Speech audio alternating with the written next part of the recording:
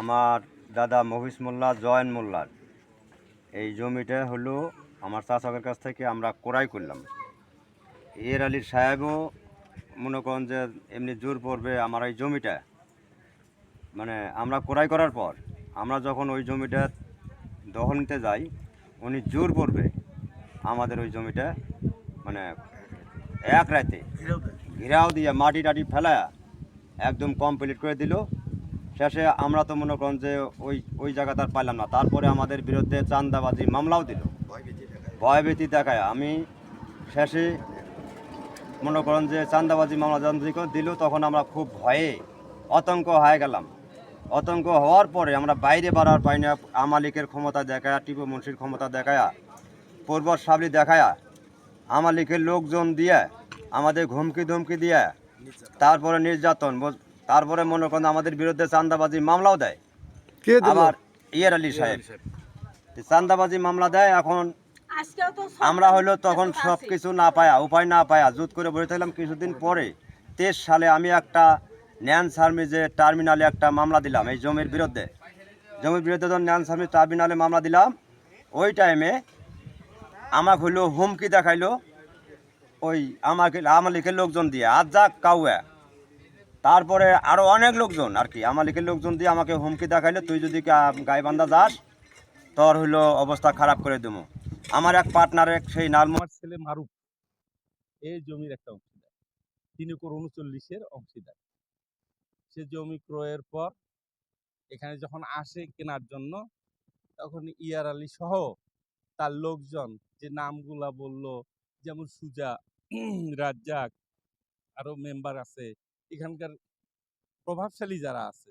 সুজা সেই সময় আওয়ামী লীগ আমলে যারা এখানকার তাকে ছায়া দিয়ে রাখছিল, এই লোকগুলাই সহযোগিতা করে তাদেরকে করে এখান থেকে বিতাড়িত করে, হুমকি দামকি দেয় এবং শেষ পর্যন্ত তারা একটা চাঁদাবাজির মামলা দেয় আমার ছেলের বিরুদ্ধে এবং এই 7 জনের বিরুদ্ধে।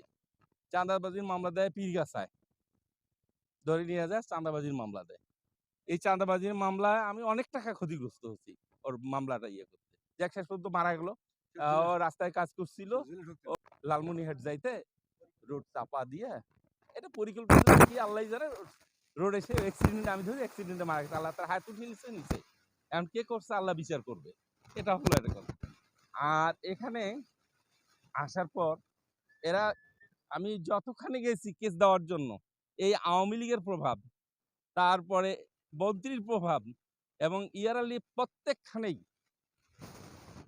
দলীয় প্রভাব খাটিয়া এই লোকগুলার ন্যায্য পাওনা থেকে বঞ্চিত করছে এবং তারা যখনই জমিতে গেছে তখন তাদের স্থানীয় প্রভাব সহ ক্ষমতার, সেই সময় আওয়ামী লীগ ক্ষমতাসীন দলের প্রভাব খাটিয়ে তাদেরকে একবারে দাবায়। যেমন একটু আগে কাঁদলো যে মহিলা, তো আমিও তো প্রত্যক্ষ করছি, তাদেরকে রাতারাতি নিয়ে যায় জোরপূর্বক এই ইয়ার আলী তার লোকজন দিয়ে এই কাজগুলো করছে। তো এখন এইটা আপনারা আসছেন, আপনাদের কাছে আমার একান্ত চাওয়া, সেটা হলো কি, এই লোকগুলা যাতে তাদের প্রাপ্য ন্যায্য অধিকার, ন্যায্য পাওনাটা কাগজ মূলে যদি পায়, তাহলে হয়তো তারা একটু উপকৃত হবে এবং সেই উপকারের ভাগিদার নেওয়ার পরে মনে করেন যে ওই যে মারুফে কই চাপা দিয়ে মারলো, মারার পরে তখন আর ওই মনে করেন ভয়তে আমরা কেউ কোনোখানে আর হলো সারা দেই। ওই রেলি মারছে লালমনিরহাট এলাকার গরিব দুঃখী মানুষ, চর অঞ্চলের মানুষ, তিস্তা নদীর পাড়ে এদের জমির ন্যায্য উদ্ধারের জন্য আমি অংশগ্রহণ করছিলাম এই প্রোগ্রাম। অভিযোগ হচ্ছে যারা ভূমি দখল করলো, ইয়ার আলী এখানে আসে লালমনিরহাট থেকে, আসার পর এখানে সে নিজস্ব একটা থিম পার্কও করে। থিম পার্ক করে অত্র এলাকার গরিব কৃষক মানুষের মনে করেন জমা জমিগুলো হস্তক্ষেপ করে নেয়। মাটি কাটার টাইমে আমার ডিজাইন মেশিন ছিল, আমার সাথে কথাবার্তা হলো। আমাকে এরিয়া দিয়া বড় মেশিন 6 সিলিন্ডার দিয়া তারা এক রাতি মাটি কাটে নেয়, বা কৃষকে টাকা পয়সাও দেয় নাই, না দেওয়াতে ঘিরাও আর এবং মাটি কাটলো ঘিরাও দিল ইয়ার আলী সাহেব জোর করে। সেখানে অনেক অংশীদাররা টাকা পয়সা পাবে, তাদেরকেও টাকা পয়সা দেয় নাই। আমার